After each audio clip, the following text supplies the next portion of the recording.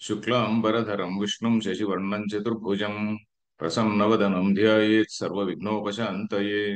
నారాయణం నమస్కృత్య నరం చైవ నరోత్తమం దేవీం సరస్వతీం వ్యాసం తతో జయముదీరయేత్. గురుర్బ్రహ్మా గురుర్విష్ణుః గురుర్దేవో మహేశ్వరः గురుః సాక్షాత్ పరం బ్రహ్మ తస్మై శ్రీ గురవే నమః.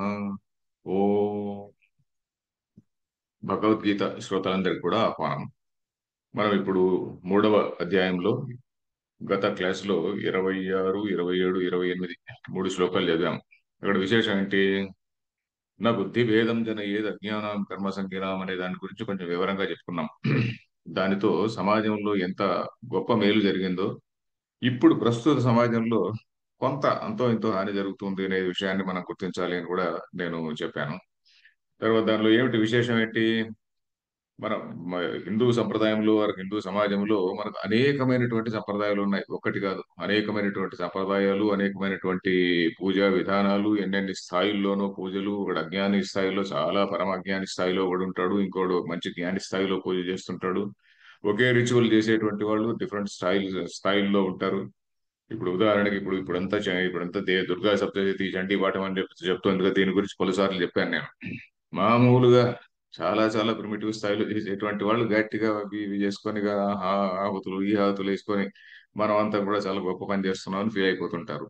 కానీ అదే విధంగా దాన్ని దుర్గా సప్తశతినే ఓ ఉపాసన చేసేటువంటి వాడు వేరే స్థాయిలో చేస్తుంటాడు. ఇదంతా ఆధ్యాత్మిక సాధనకు సంబంధించింది అనేటువంటి స్థాయిలో ఆయన చేస్తుంటాడు.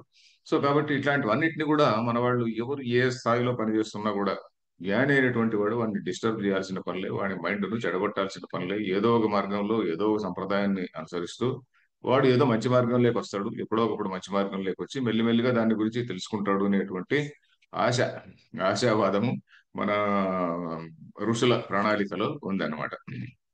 అలాగే ఆ తర్వాత ఏం చెప్పాడు? ప్రకృతే క్రియమాణాని గుణై.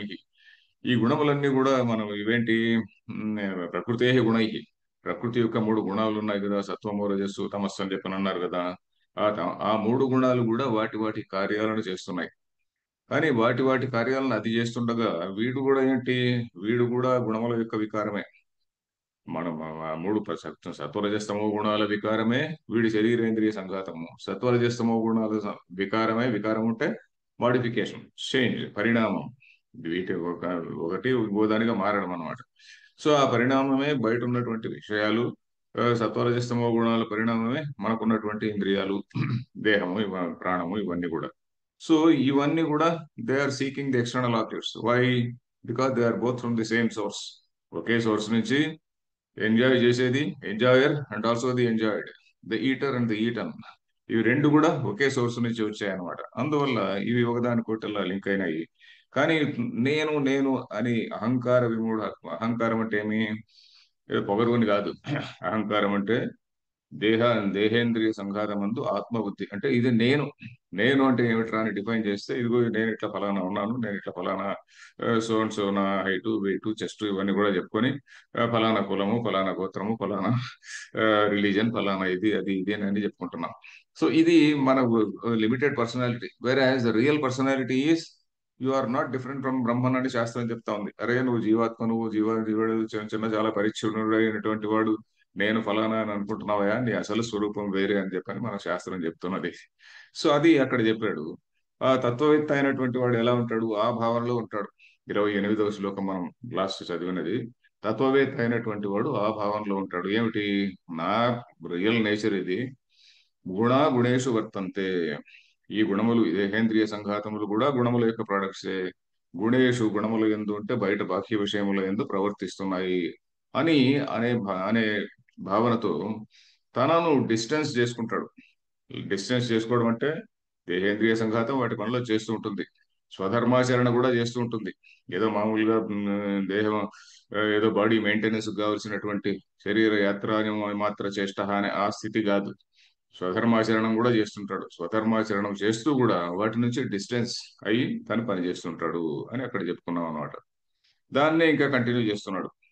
దాన్నే నెక్స్ట్ రెండు శ్లోకాల్లో కూడా, నెక్స్ట్ శ్లోకం ఒకటే, రెండు శ్లోకాల్లో చెప్పబోతున్నాడు ఇప్పుడు. ఏది? 29, 30లో చెప్పి తర్వాత 31, 32లో ఇప్పుడు నేను చెప్పిన దాన్ని ఎవరు అనుసరిస్తారో వాళ్ళకి ఇది ఫలితం వస్తుంది, అనుసరించని వాడికి నెగిటివ్ రిజల్ట్ వస్తుంది అని రెండు శ్లోకాల్లో చెప్పబోతున్నాడు, 31 అండ్ 32. సో ఇప్పుడు 29వ శ్లోకం మనం చదవాలి. ఆ శ్రీనివాస్ చదువుదాం. ఏ పునః ప్రకృతేర్గుణసమ్మూఢాః ये पुनः प्रकृतेर्गुणसम्मूढाः సజ్జంతే గుణకర్మసు सज्जन्ते गुणकर्मसु తాన్ అకృత్స్నవిదో మందాన్ तान् अकृत्स्नविदो मन्दान् కృత్స్నవిన్ న విచాలయేత్. कृत्स्नविन् न विचालयेत्. ఓకే.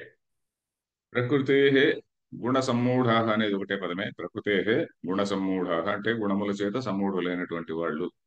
తర్వాత సజ్జంతే గుణకర్మసు, గుణకర్మసు అనేది కూడా ఒకటే పదమే. గుణములు కలిగించేటువంటి కర్మలు, గుణముల చేత ప్రేరేపింపబడినటువంటి కర్మలు, వాటి యందు అని. గుణకర్మసు అంటే ఆ, సప్తమి, సప్తమి బహువచనం. సప్తమి అంటే ఏమిటి? దాని యందు అని. ప్రకృతే గుణై సమ్మూఢా, గుణముల చేత సమ్మూఢులైనటువంటి వాళ్ళు గుణకర్మసు సజ్జంతే, ఆ గుణములు చేయించేటువంటి పనులలో సజ్జంతే అంటే ఏమిటి? శక్తి కలిగి ఉంటారు. నేనే చేస్తున్నాను, నాకు ఇది బాగా ఇది రావాలి, ఈ ఫలం రావాలి అనేటువంటి ధోరణిలో వాళ్ళు ఉంటారు అనమాట. తర్వాత తాన్ అకృత్స్నవిద, అలాంటి అకృత్స్నవిద అంటే ఏమిటి? కృత్స్నం అంటే పదం మనకి ఇదివరకు కూడా వచ్చింది అనుకుంటా. కృత్స్నం అంటే సమస్తం అని. కృత్స్నం అంటే ఎంటైర్ థింగ్. అంటే ఇక్కడ ఈ సందర్భంలో కృత్స్నం అంటే ఏమిటి? కృత్స్నం అంటే పరమాత్మ స్వరూపమే. ఆ కృత్స్నాన్ని తెలిసినటువంటి వాడు కృత్స్నవిత్, ఆ కృత్స్నాన్ని తెలియనటువంటి వాడు అకృత్స్నవిత్. కృత్స్నం అంటే సమస్తమునే. అది ఒక పెద్ద టైప్ చేయడానికి మహా కష్టమైనటువంటి పదం. త స న మూడొస్తాయి. ఇంకా దాని అడ్జెక్టివ్ ఫామ్ ఇంకా కష్టంగా ఉంటుంది. అడ్జెక్టివ్ ఫామ్ ఏమొస్తుందంటే కార్త్స్నియేన అని వస్తుంది. కార్త్స్నియేన. దానిలో రా, త, స, న అండ్ య నాలుగు ఉన్నాయి. ఐదు. రా, కార్త్స్నియేన, ర, త, స, నా, య. టైప్ చేసేవాడు వాడికి ఒక నైట్ మేర్ అనమాట. సో కృత్స్నం అంటే సమస్తం అని. సో కృష్ణవిత్ అంటే సమస్తాన్ని తెలిసినటువంటి వాడు. అంటే ఎదురు సమస్తాన్ని ఎలా తెలిసిందయ్యా అంటే బ్రహ్మ అనే దాన్ని ఒకటి తెలుసుకుంటే మిగతావన్నీ కూడా they fall in their place అని. మిగతావన్నీ తెలిసినట్టే. మిగతా ఒకటి తెలుసుకుంటే మిగతావన్నీ ఏన విజ్ఞాని అయినా సర్వం విజ్ఞాతం భవతి అని ఉపనిషత్తులో ఉంటుంది. ఏ తెలుసుకుంటే మిగతా అంతా కూడా దే ఫాల్ ఇన్ ప్లేస్ అని. దాని స్వరూపం ఎంత, దాని తత్వం ఎంత, దాని ఇంపార్టెన్స్ ఎంత అనేది మనకు తెలుస్తుంది. అది కృష్ణం అంటే. కృష్ణవిత్ కానటువంటి వాడు అకృష్ణవిత్. అకృష్ణవిత్ అంటే మరీ మూర్ఖుడు కాదు, ఏదో సంప్రదాయంలో ఉంటాడు. నేను అది చేస్తున్నా, ఇది చేస్తున్నా, ఇదిగో నేను పెద్ద యాజ్ఞికుడు, నేను అది చేస్తున్నాను, ఫలానా ఫలానా అని, ఇదిగో ఫలానా ఆ, ఇవన్నీ చదివాను, ఇవన్నీ చదివాను, ఇవి చదివాను, ఇది చదివాను అనుకుంటుంటాడు. అయినప్పటికీ కూడా బ్రహ్మజ్ఞాని దృష్ట్యా అకృష్ణవిత్ అనమాట. తాను అకృష్ణవిద. అట్లాంటి ఆ ఏది హాఫ్ హాఫ్ బేక్డ్ అని కూడా అనడానికి వీల్లేదులే. అంటే ఏమందాము, పూర్తి తెలియనటువంటి వాళ్ళు, సమగ్రమైనటువంటి జ్ఞానం లేనటువంటి వాళ్ళు, అలాంటి వాళ్ళను అని. తాన కృష్ణ అని ద్వితీయ బహువచనంలో ఉంది. కృష్ణ అట్లాంటి వాళ్ళను మందాన్, అట్లా మందులను. మందులు అంటే ఏంటి? మంద ప్రజ్ఞులు. మంద అంటే ఏంటి? బుద్ధి లేనటువంటి వాళ్ళు మంద బుద్ధి అంటుంటాం కదా.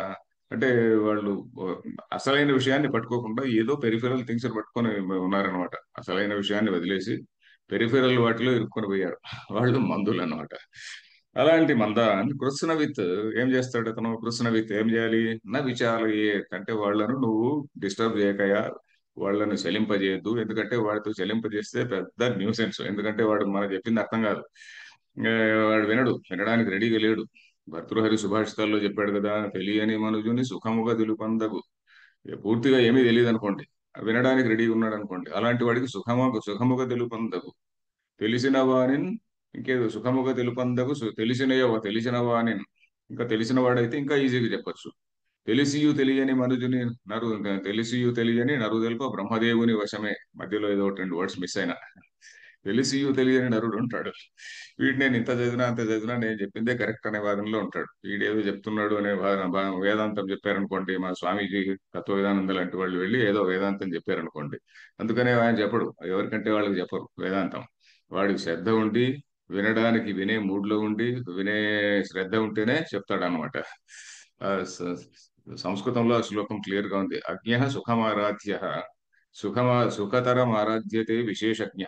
అజ్ఞాని అయినటువంటి వాడు సుఖం ఆరాధ్య, సుఖంగా ఆరాధ్య అంటే యూ కెన్ కన్విన్స్ హిమ్ అని. సుఖతరం ఆరాధ్యతే, ఇంకా ఈజీగా ఆరాధ్యతే విశేషజ్ఞ. జ్ఞాన లవ దుర్విదగ్ధం, జ్ఞాన లవము చేత దుర్విదగ్ధుడు అంటే అబ్బా నాకు అన్ని తెలిసిపోయింది అనుకునేటువంటి వాడు దుర్విదగ్ధుడు, మండిపోతుంటాడు అనమాట. జ్ఞానం కొంచెం తెలిసిన తర్వాత దాన్ని ఇమీడియట్ గా అందరి ఎదురుగా ప్రదర్శించాలి అని చెప్పని వాడు ఉడికిపోతుంటాడు. దుర్విదగ్ధ, దగ్ధం అంటే ఏమిటి? కాలిపోతున్నటువంటి వాడు అని కదా.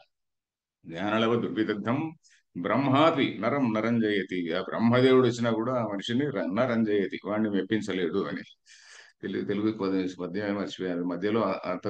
బట్ సాంస్క్రిట్ శ్లోకం చాలా పవర్ఫుల్ గా ఉంది అందుకని.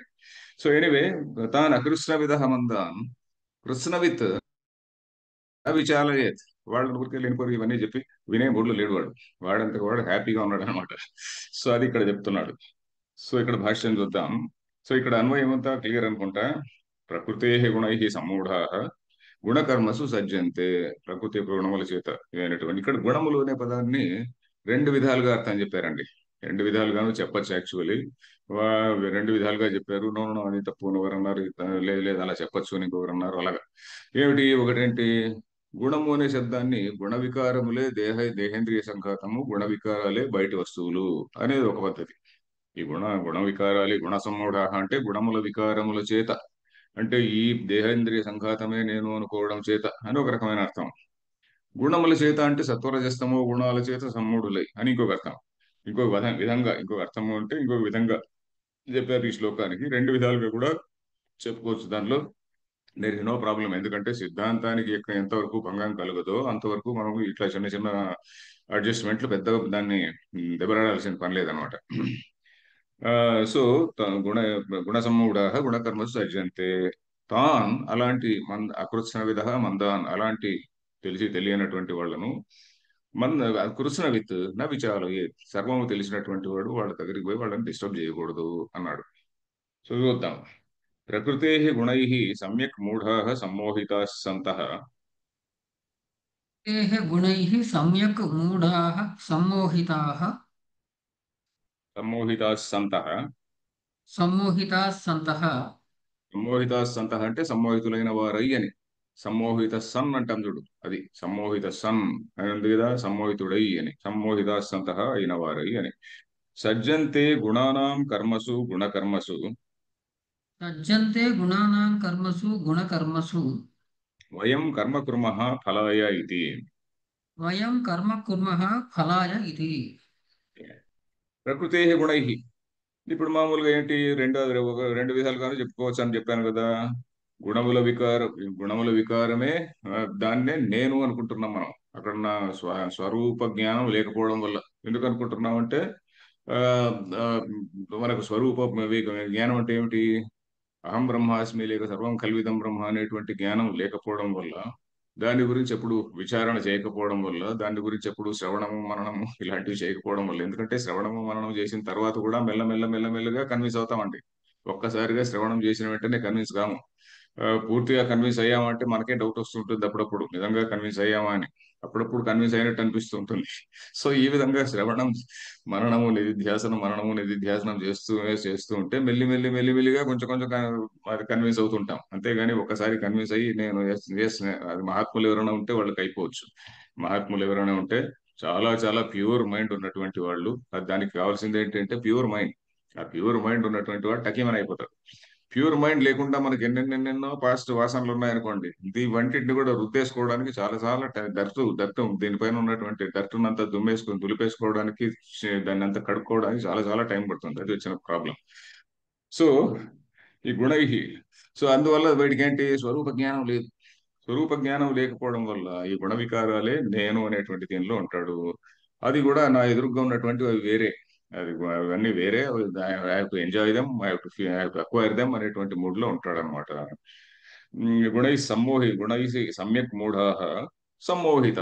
సమ్మోహిత, సమ్ అనేది ఉపసర్గ అంతే, బాగా మోహం చెందినటువంటి వాళ్ళై అని ఒక అర్థం చెప్పుకోవచ్చు. ఇంకొక అర్థం ఏం చెప్పుకోవచ్చు, సత్వరజస్తమో గుణాలు. సత్వగుణం ఏం చేస్తుంది? సత్వగుణం ఉన్నటువంటి వాడితో వాడు ఏదో మంచి పనులు చేస్తుంటాడు పాపం. ఏదో సత్వం, ఏదో గుళ్ళు గోపురాలు తిరుగుతుంటాడు. ఇంకేదో నేను యజ్ఞము దానము తపస్సు చేయాలి అని చెప్పని కొంచెం శ్రద్ధగా ఉంటాడు. అలాగే జ్ఞానం పైన ఆసక్తి ఉంటుంది. అన్నిటికంటే ఎక్కువ సంతుష్టి ఉంటుంది. నాకు అది కావాలి ఇది కావాలి అనేటువంటి కోరుకుంటదు. సంతుష్టి ఉంటుంది. సంతుష్టి, అహింస, ఇలాంటి గుణాలన్నీ ఉన్నటువంటి వాడు సాత్వికుడు. సో అది సత్వగుణం ప్రయోజనం. రజోగుణం ఉన్నటువంటి వాడు నాకు ఇంకా కావాలి ఇంకా కావాలి, నేను అదే అచీవ్ చేయాలి ఇది అచీవ్ చేయాలి అనేటువంటి మూడ్లో వాడుంటాడు. ఇదేంటి తమో గుణం అంటే రెండు విధాలుగా ఉంటుంది అది. ఒకటి మొండి పట్టు, మొండి శంకరాచార్య కృష్ణుడే చెప్పబోతున్నాడు, మూఢగ్రాహేణ అని చెప్పబోతున్నాడు. అంటే ఒక మొండి పట్టు బట్టి నేను చెప్పిందే వేదం అనేటువంటి మాటలో ఉంటాడు అనమాట. నేను చెప్పిందే కరెక్ట్, నేను చెప్పినటువంటి దేవుడే దేవుడు, ఇంకా మిగతాది కానే కాదు అనేటువంటి వాడు తమో గుణం వాడు అన్నమాట. అది కూడా క్లియర్ గా వస్తుంది, నేను ఇప్పుడు చెప్పినటువంటి మాట చాలా క్లియర్ గా మనకు ముందు రాబోతుంది. సో అది, ఇది తమో గుణం. లేకుంటే డల్నెస్. ఎవడో చెప్తుంటే ఏ అక్కడ పోయి రాళ్ళు వేయండి, మీరందరూ కూడా పోయి రాళ్ళు వేయండి, మీరందరూ కూడా ఈ రోజు రావాలి, అందరూ వచ్చి మీకు అందరికి బిర్యానీ ఇస్తాం, అందరూ వచ్చి రాళ్ళు వేయాలి అంటే అందరూ వచ్చి టక వెళ్ళి రాళ్ళు వేసేటువంటి వాడు ఈ వీడనమాట. అంటే సొంతం ఆలోచించేటువంటి బుద్ధి లేనటువంటి వాడు. సో అలాంటి వాడు. లేకుంటే ఇంకేదో ఇంకేదో ఇది కృష్ణ నవిచాలి అన్నాడు కదా, ఆ, గుణముల చేత వర్తించేటువంటి వాడు. ఇదిగో నేను ఇదిగో ఇదే ఆ, ఏదో శ్మశానంలో కూర్చొని నేను ఏదో పూజ చేస్తా, రక్తాలు పోసుకొని నేను పూజ చేస్తా, లేకుంటే బలి ఇచ్చి పూజ చేస్తా అంటాడు అనుకోండి. అలాంటి వాడికి ఎంత చెప్పినా వాడు వినడు. సో అదే అనమాట. అలాంటి వాళ్ళను వయం కర్మ కుర్మ, కర్మ చేస్తున్నాము, ఫలాయ ఫలం కొరకు నేను కర్మ చేస్తున్నా అనుకుంటాడు.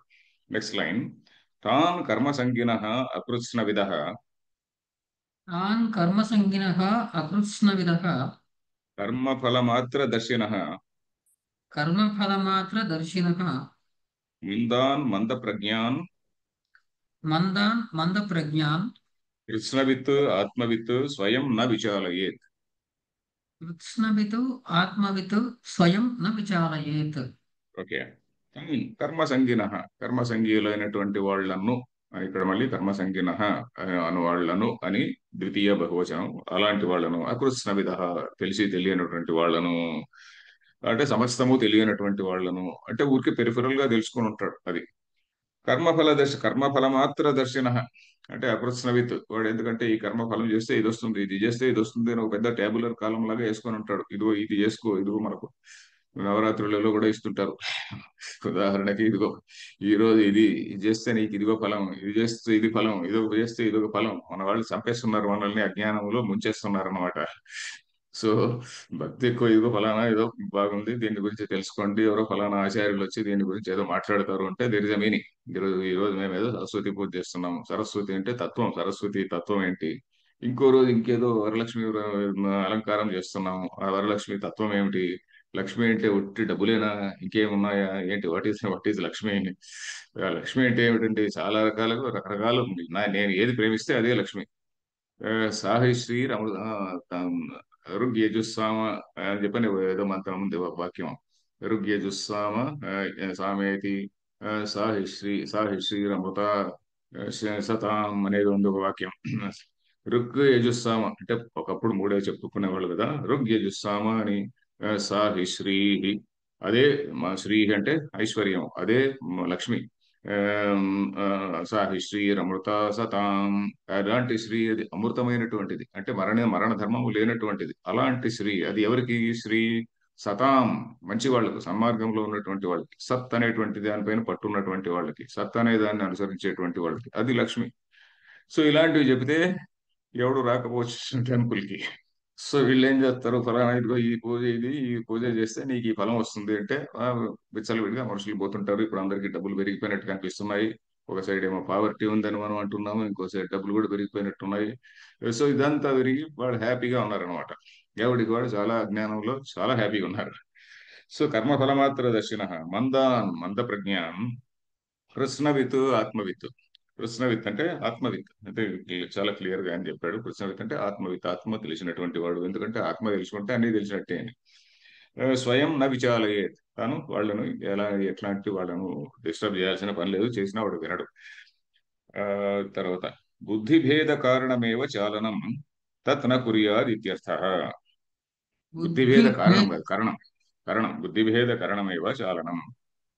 బుద్ధిభేదకరణమేవ చాలనం తత్ న తత్ న, కుర్యాత్ ఇతి అర్థః. Very good. బుద్ధి భేదకరణం, ఇంతకు ముందు చెప్పారు కదండి, నా బుద్ధి భేదం జనయేత్ అని. అదే ఆ బుద్ధి భేదాన్ని చేయకు నాయన అంటున్నాడు. ఆ బుద్ధిని చెలింపజేయడం ఏదో చేస్తుంటాడు పాపం, ఏదో సంప్రదాయంలో చేస్తుంటాడు. అది మరీ అవైదికమైనటువంటి సంప్రదాయం అయితే దాన్ని ఏదో వాళ్ళకి ఏదో ఇంకో మార్గంలో ఏదో చెప్పించాలి. వాడి దగ్గర పోయి మనం లెక్చర్ ఇస్తే లాభంలే. ఏదో ఇదే అవైదికమైన మార్గం అంటే ఏదో ఉచ్ఛిష్ట గణపతి అంటారు. ఆ గణపతి విగ్రహం పెట్టి దానిపైన ఉమ్ముతుంటారు. అదొక పద్ధతి.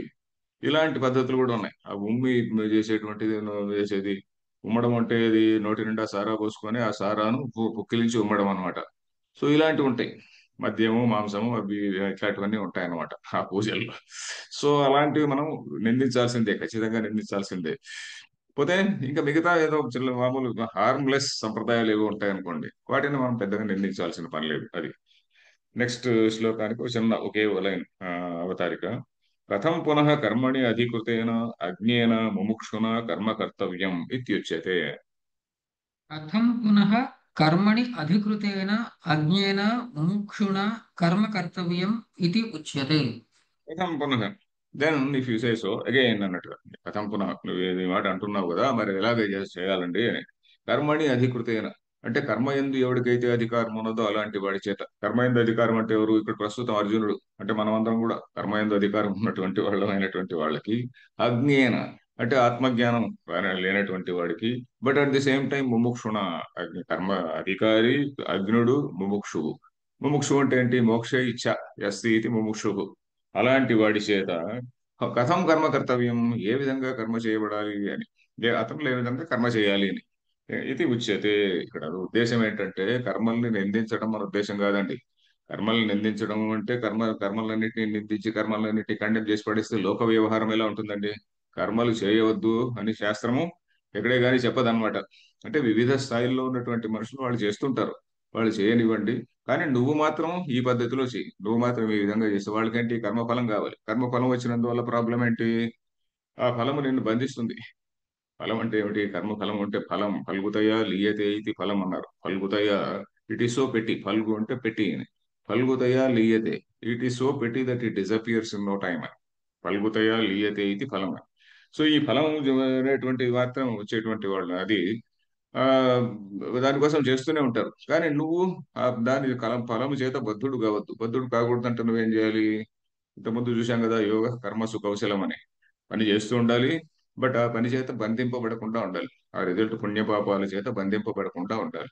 కానీ లోక సంగ్రహం అనేటువంటి ప్రయోజనం నడుస్తూ ఉంటుంది. లోక సంగ్రహం నడుస్తూ ఉంటుంది కానీ బట్ పుణ్యపాపాల చేత వీడు బద్ధుడు కాడు అని. సో ఇక్కడ శ్లోకం, మయి సర్వాణి కర్మాణి మయి సర్వాణి కర్మాణి సన్యస్యాధ్యాత్మచేతస సంయస్యాధ్యాత్మచేతసా నిరాశీర్నిర్మమో భూత్వా నిరాశీర్నిర్మమో భూత్వా యుధ్యస్వ విగతజ్వరః. యుధ్యస్వ విగతజ్వరః. మయి సర్వాణి కర్మాణి సన్యస్య అధ్యాత్మచేతస అనేది ఒకటే పదమే. అన్యస్య ప్లస్ అధ్యాత్మచేతస, సన్యస్యాధ్యాత్మచేతస అని దీర్ఘం, సవర్ణ దీర్ఘ సంధి అంటాం కదా అది. తర్వాత నిరాశీహి నిర్మమః భూత్వా యుధ్యస్వ. యుధ్యస్వ అంటే యుద్ధం చెయ్యి అని ఇదివరకు కూడా ఒకసారి అన్నాడు, రెండవ అధ్యాయంలో ఒకసారి అన్నాడు యుధ్యస్వ అని. విగత జ్వర, జ్వరము లేనటువంటి వాడ. ఈ జ్వరం అనేటువంటిది కూడా చాలా చాలా గొప్ప పదం. యుధ్యస్వ విగత జ్వర. తర్వాత ఏంటిది ఇక్కడ? ఎలాగ చేయమంటున్నాడు? స్థూలంగా అర్థం ఏంటి? సర్వాణి కర్మాణి మయి సన్యస్య. సర్వాణి కర్మాణి అన్ని నువ్వు చేసేటువంటి అన్ని పనులు కూడా, అన్ని పనులు అంటే ఏంటంటే శ్రౌత కర్మలు, స్మార్త కర్మలు, లౌకిక కర్మలు అన్ని కూడా. లౌకిక కర్మలు అంటే మనం ఏదో ఆఫీసు పోతున్నాం, ఫైళ్ళు చూస్తున్నాము, ఆ ఫైళ్ళు వెనుక ఉన్నటువంటి మనిషిని చూడాలి, దానికి సరిగ్గా వాడికి జస్టిస్ చేయాలి, అది అక్కడ విషయం. తర్వాత అలాగే ఇంట్లో కూర్చుంటే శ్రౌత కర్మ ఉండొచ్చు, స్మార్త కర్మలు ఉండొచ్చు. ఆ కర్మలు కూడా సమాజంలో మనం చేసేటువంటి అన్ని పనులు కూడా, అన్ని ఇంటరాక్షన్స్ కూడా. తర్వాత సన్యాసి, ఏ విధంగా సన్యస్య? అధ్యాత్మ చేతస సన్యస్య. అధ్యాత్మ చేతస అంటే ఏంటి? అధ్యాత్మ చేతస్ అంటే ఏమిటి?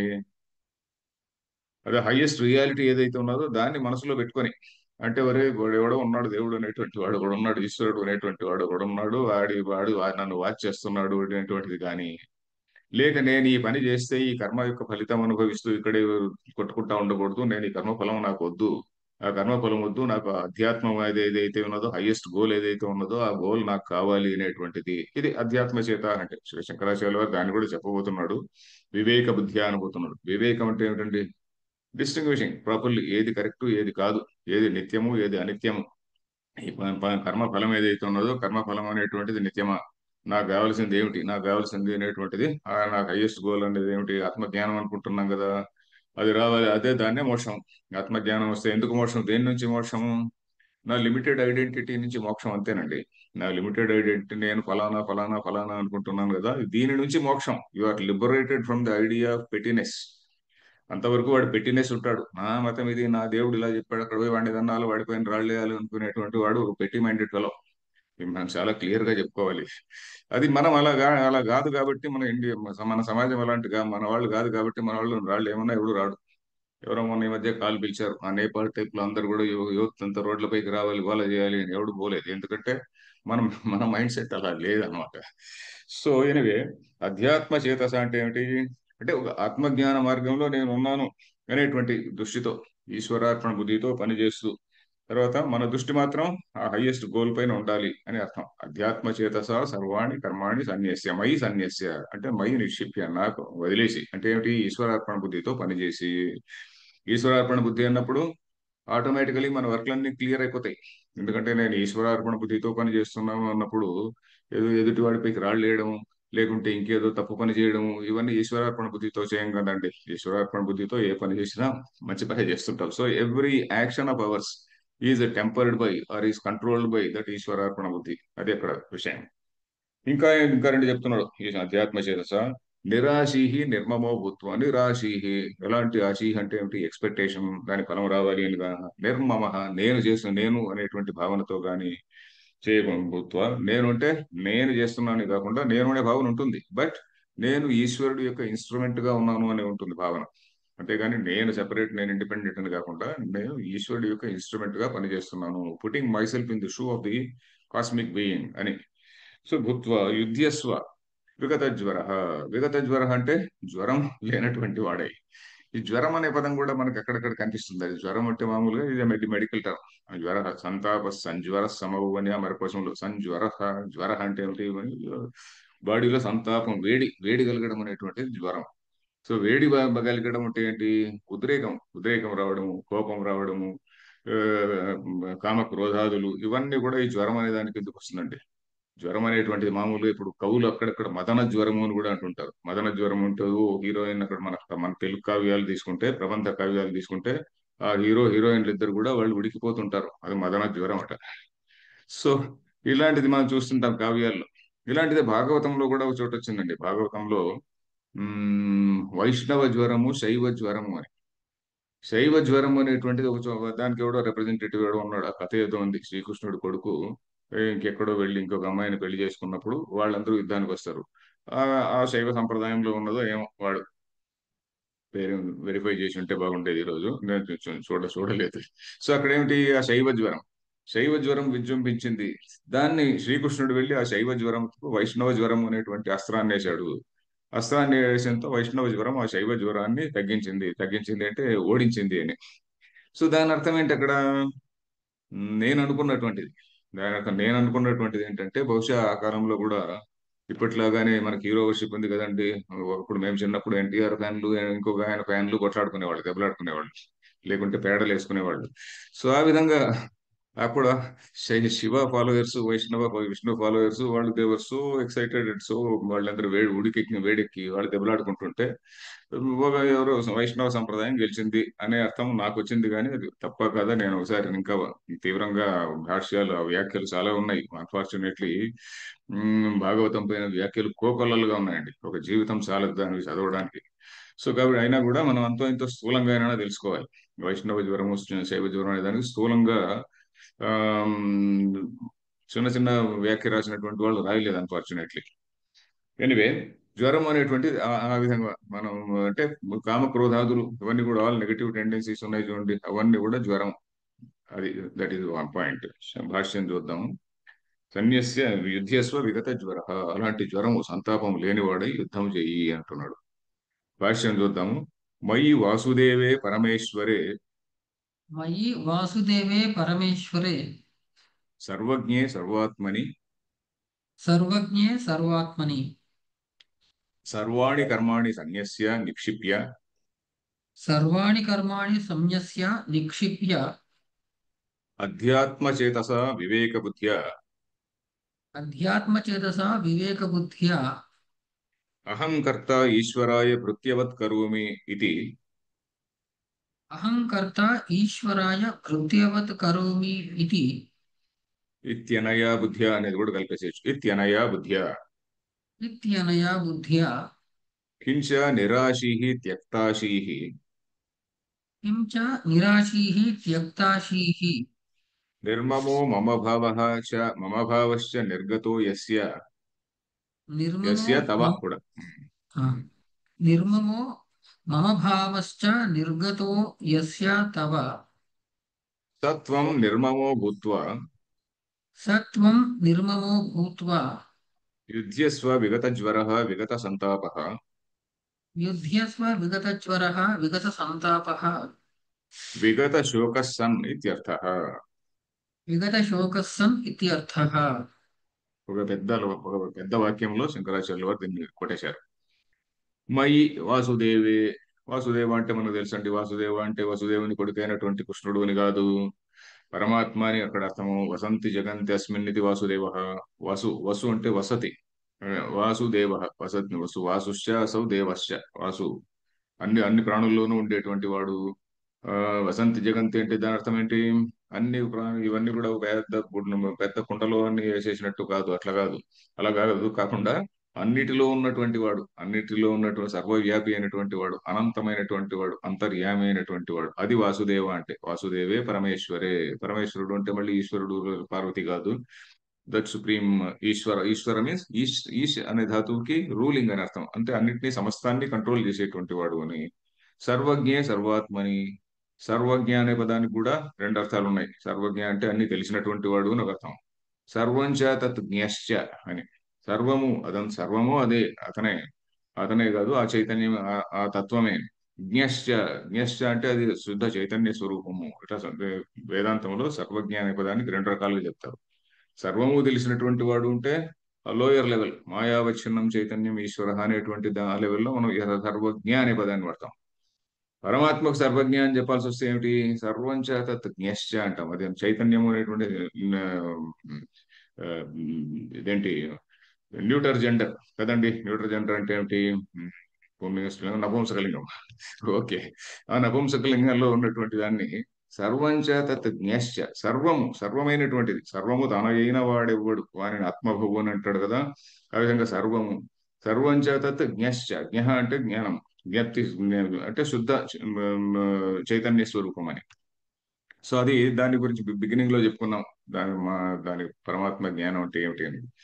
సో సర్వజ్ఞే సర్వాత్మని అంటే అన్నిటిలో ఉన్నటువంటి వాడు. అందరి యొక్క, అన్ని అన్ని భూతముల యొక్క, అన్ని ప్రాణుల యొక్క, వీటి యొక్క అన్నిటికి కూడా ఆత్మ అయినటువంటి వాడు. అది తప్ప మరొకటి లేదు అని. అది తప్ప మరొకటి లేదు. సర్వాణి కర్మాణి సన్యస్య అంటే ఈశ్వర తత్వ, ఆత్మజ్ఞానం లేకపోయినా కూడా ఈశ్వర తత్వాన్ని తెలుసుకొని, కనీసం ఒకడు ఉన్నాడు పైన, ఏదో ఒకటి ఉన్నది అని, there is some governing force అనేటువంటి దాన్నైనా కనీసం మనం యాక్సెప్ట్ చేసి, ఆత్మజ్ఞాని అయినటువంటి వారి గురించి ఇక్కడ ప్రస్తావన కాదు, ఈశ్వర తత్వాన్ని గురించి, కనీసం ఈశ్వర జ్ఞానం గురించి, ఓహో there is some cosmic order, cosmic being అనేటువంటిది ఒకటి ఉన్నది అనేటువంటి అది. దాన్ని తెలుసుకొని మై సర్వాణి కర్మాణి సన్యస్య నిక్షిప్య, నా యందు ఉంచి అంటే ఏమిటి? అవన్నీ కూడా నేను ఈశ్వరార్పణ బుద్ధితో, ఈశ్వరుడి అర్పణ కోసమే చేస్తున్నాను. I'm doing things for the cosmic order. నాది ఏదైతే నాకు అసైన్డ్ డ్యూటీ ఉన్నదో ఈ సమాజంలో, ఆ డ్యూటీని నేను చేస్తున్నాను. ఆ డ్యూటీ చేయడం వల్ల సమాజం యొక్క హార్మనీ, సోషల్ హార్మనీ కోసం అని. నిక్షిప్య అధ్యాత్మ చేతస వివేక బుద్ధ్య. ఏమిటి వివేక బుద్ధి అంటే? అహం కర్త ఈశ్వరాయ ప్రత్యవత్ కరోమి ఇత్యనయా బుద్ధ్యా. నేను అహం కర్త, ఈ కర్తృత్వ భావన ఉంటుంది. కర్తృత్వ భావన లేకపోతే వాడు జ్ఞాని అయిపోతాడు కదా. అందుకని అహంకర్త అనే భావన ఉంటుంది. ఈశ్వరాయ భృత్యవత్ కరోమి నిత్యనయ బుద్ధ్య. ఈశ్వరుడికి నేను భృత్యుడిలాగా చేస్తున్నాను అని. భృత్యుడిలాగా చేస్తున్నాను. తర్వాత అలాగే కించ నిరాశీహి త్యక్తాశీహి అంటే ఏమిటి? ఆశీహి అంటే ఎక్స్పెక్టేషన్, నాకు ఫలం కావాలి అనేటువంటి ఎక్స్పెక్టేషన్, అది లేకుండా. నిర్మమ మమ భావ.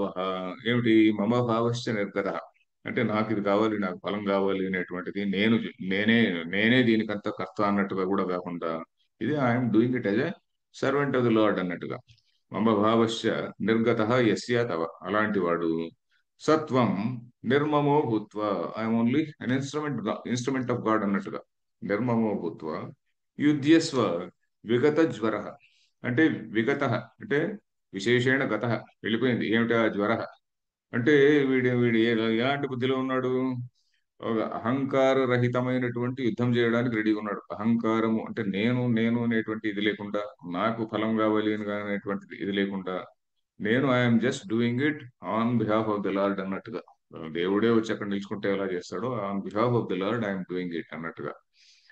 ఏమిటి విగత జ్వర, విగత సంతాప, విగత శోక. సంతాపము శోకము అనేటువంటిదే జ్వరం. సంతాపము, తాపము అంటే కూడా వేడి కదండి. తాపం అంటే తపధాతువుకి వేడి అని అర్థం ఉంది కదా.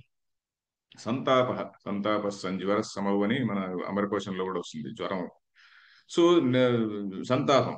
విగత శోక, ఈ శోకం అనేటువంటిదే తాపం. ఈ శోకం అనే దాని నుంచినే మనకు తాపం చాలా వేడి పుడుతూ ఉంటుంది. అప్పుడప్పుడు నిద్ర కూడా రాదు.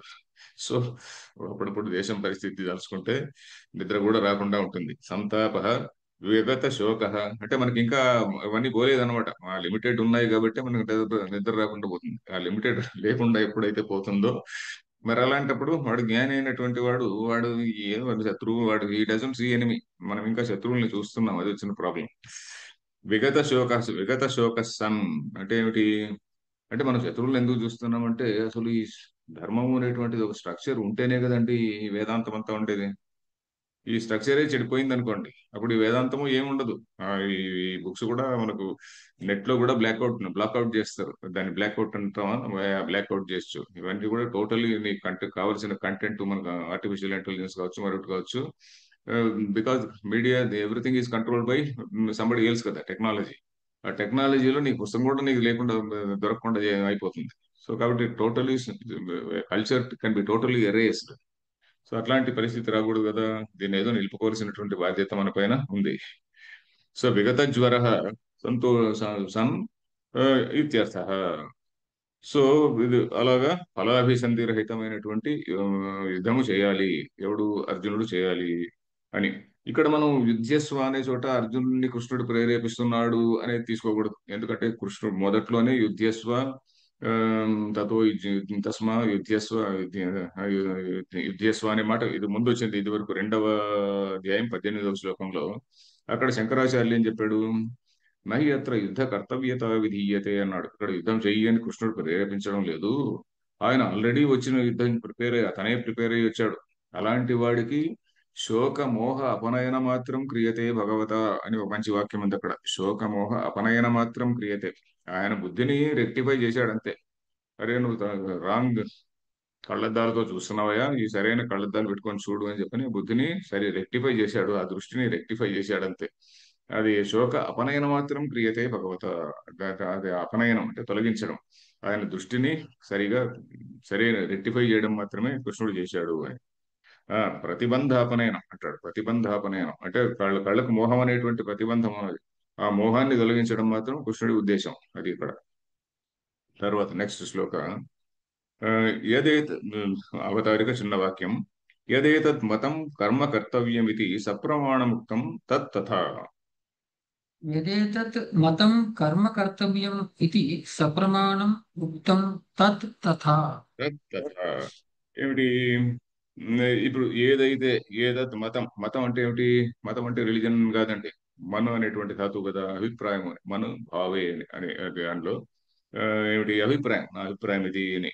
ఏతద్ మతం కర్మ కర్తవ్యమితి సప్రమాణముక్తం. సప్రమాణం అంటే ఏంటి? బాగా వేదముల యొక్క ప్రమాణము వీటన్నిటి కూడా చెప్పాడు కదా. శృతి ప్రమాణము ఇవన్నీ కూడా చేసి చెప్పాడు కదా. యదుక్తం తత్ తథ, అది అలా, అది కరెక్ట్ అని. తత్ తథ అంటే అది సత్యమైనటువంటిది, అది రైట్ అప్రోచ్ డ్యూటీ అన్నట్టుగా. తత్ తథ. దీన్ని ఈ విధంగా, ఈ శ్లోకం ఏంటి? ఈ శ్లోకంలో ఏం చెప్పబోతున్నాడు? ఎవరైతే ఇలా చేస్తారో వాళ్ళు కర్మబంధం నుంచి విముక్తులవుతారు అంటాడు. అంటే దాన్ని ఫలశ్రుతి అంటుంటాం. ఫలశ్రుతి అనేటువంటిది 2 విధాలుగా చెప్తారు. ఒకటి అన్వయముఖంగా, అంటే నువ్వు ఇది చేసినావు అనుకో, ఈ వ్రతం చేస్తే నీకు ఈ ఫలం వస్తుంది. నువ్వు ఈ వ్రతం చేయకుంటే, వ్రతాల గురించి చేయకుంటే అనేది లేదులేండి, వ్రతం చేస్తే ఫలం వస్తుంది అనే ఉంది. కానీ ఇక్కడ మాత్రం ఇలాంటివి, ఇది అన్వయముఖంగాను వ్యతిరేక ముఖంగాను చెప్పాలి. ఎందుకంటే ఇది కర్తవ్యం, చేసి తీరాల్సింది. ఆ, మనం వ్రతం చేస్తే చేసావు, లేకుంటే లేదు, అది వేరే మాట. ఇక్కడ విధి, దిస్ ఈజ్ ద డ్యూటీ. సమాజంలో మనం చేయాల్సినటువంటి డ్యూటీ. ఈ విధంగా చేస్తే నీకు కర్మబంధం ఉండదు, ఈ విధంగా చేయకపోతే నీకు కర్మబంధం ఉంటుంది అని.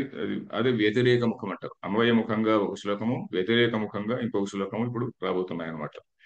సరే, టైం అయిపోతూ వచ్చింది. ఆయన ఊరికే జస్ట్ శ్లోకం చదువుదాం.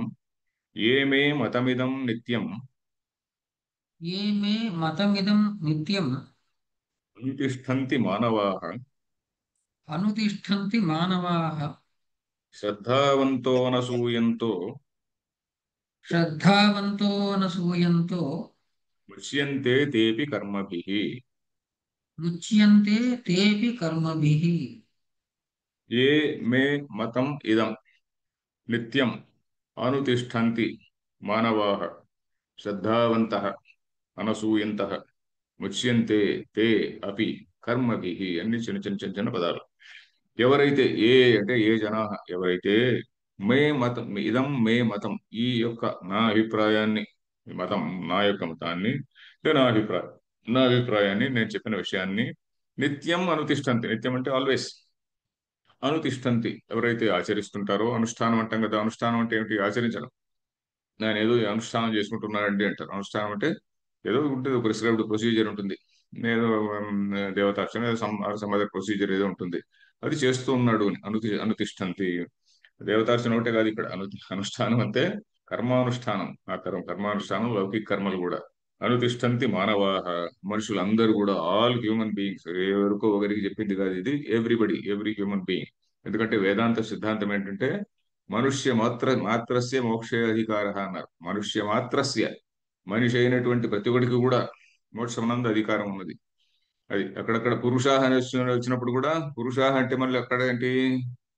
పూర్ణత్వ పూర్ణమైనటువంటి బ్రహ్మస్వరూపాన్ని ఎవడైతే తెలుసుకుంటాడో వాడే పురుషుడు. పూర్ణమైనటువంటి బ్రహ్మస్వరూపాన్ని ఎవడు తెలుసుకోడో వాడు స్త్రీ అని కూడా ఒక చోట వచ్చిందండి. దానికి కూడా రెఫరెన్స్ ఎక్కడ ఉంది, అది నెక్స్ట్ క్లాస్ లో చెప్తా. పూర్ణ పురుష అంటే, పురుష అనే పదానికి ఆ, పూర్ణత్వం, పూర్ణత్వాత్ పురుష అంటాడు. పురిశేతే ఇది పురుష అంటే పురుష తత్వము, అదే శుద్ధ చైతన్యము ప్రతి బీయింగ్ లోను, ప్రతి చోట, ప్రతి దాన్ని, అంతఃకరణాన్ని ప్రేరేపిస్తున్నది అనేది అది అర్థం. తర్వాత పూర్ణత్వాత్ పురుష, వీడు జీవుడు అనేటువంటి వాడు, వీడు పూర్ణుడు. నేను అపూర్ణుడు అని చెప్పని అనుకుంటుంటాడు. అదే పూర్ణమద పూర్ణమిదం అని చెప్పుకుంటాం కదా, అదే పూర్ణత్వాత్ పురుష అంటే ఈ పూర్ణత్వాన్ని తెలుసుకున్నటువంటి వాడు, అలాంటి వాడే పురుషుడు. గాని తన పూర్ణత్వాన్ని వాడు తెలుసుకోలేదో వాడు సతీ అంటారు. సతీ అనే పదం అక్కడ వాడబడింది. సతీ అంటే మనం మామూలుగా ఆమె సతీ అయిపోయింది అంటే ఏదో సతీ సహగమనము ఇట్లాంటి అర్థాల్లో పడతాం. సతీ అంటే అక్కడ ఏంటంటే వే- వేదాన్ని అభ్యసించినటువంటి స్త్రీలను పూర్వకాలంలో సతీ, వాళ్ళని బ్రహ్మవాదిని సతీ అనేటువంటి వాళ్ళు అనమాట. అలా కాకుండా వాళ్ళు పురుషానికి కిందికి వస్తారు. బ్రహ్మతత్వాన్ని తెలుసుకున్నటువంటి వాళ్ళు పురుషులు, బ్రహ్మతత్వాన్ని తెలుసుకున్నటువంటి వాళ్ళందరూ స్త్రీలు. అంతే. మనం కృష్ణుడి విషయంలో కూడా మనం వీళ్ళెవరు, కృష్ణుడు గోపికలు అని చెప్పని చూస్తుంటాం చూడండి. అక్కడ భక్త సంప్రదాయంలో చైతన్య మహాప్రభు వీళ్ళ సంప్రదాయంలో వాళ్ళు చెప్పేది ఏంటి? కృష్ణుడు అనేటువంటి వాడు ఒకడే ప్రపంచంలో, విశ్వానికంతటికి ఒకడే పురుషుడు. గోపికలు అంటే ఈ మనుషులు, ఆత్మజ్ఞానం లేనటువంటి వాళ్ళు ఎవరైతే ఉన్నారో, ఆత్మజ్ఞానం కోసం ఆ, ప్రయత్నం చేస్తున్నటువంటి వాళ్ళు, ముముక్షువులు అయినటువంటి వాళ్ళు అందరూ కూడా స్త్రీలు అనే కేటగిరీ కిందకి వస్తారు అని ఆ విధంగా వాళ్ళు సింబాలిజం ఎక్స్ప్లెయిన్ చేస్తారు. సో అది ఇక్కడ మానవ అంటే ఆల్ హ్యూమన్ బీయింగ్స్. వాళ్ళు ఎలా ఉండాలి? శ్రద్ధావంత అనసూయంత. శ్రద్ధ ఉండాలి, అనసూయ ఉండాలి. అసూయ లేకుండా, అసూయ ఉన్నటువంటి వాడు అసూయు. ఆ, అసూయ ఉన్నటువంటి వాడు, అసూయ లేనటువంటి వాడు అనసూయు. ఆ, అనసూయంత ముచ్యంతే తేపి కర్మ. అసూయ అంటే ఏమిటి, శ్రద్ధ అంటే ఏమిటి అనేది వచ్చే క్లాస్ లో చెప్పుకుందాం. ముచ్యంతే అంటే ముక్తిని పొందుదురు అని. ముక్తిని పొందుతారు అంటే ఏంటి? దే గెట్ ఫ్రీడ్ అని. ముచ్ అంటే మోక్షాన్ని పొందడం అంటే ఏంటి? వాళ్ళు కర్మ నుంచి మోక్షాలు పొందడం అంటే ఏంటి? కర్మ ఫలము వాళ్ళకి రాదు అని అంతే. తేపి కర్మభిహి, కర్మముల చేత విడువబడిన వాళ్ళు అవుతారు అంటే ఏంటి? కర్మ ఫలం వీళ్ళకు ఉండదు అని వచ్చే క్లాస్ లో దీన్ని చెప్పుకుందాం. హరి ఓం తత్సత్. ఓం పూర్ణమదః పూర్ణమిదం పూర్ణాత్ పూర్ణముదచ్యతే పూర్ణస్య పూర్ణమాదాయ పూర్ణమేవ అవశిష్యతే. ఓం శాంతి శాంతి శాంతి. ఓకే. ధన్యవాదాలు ఆచార్య. ధన్యవాదాలు.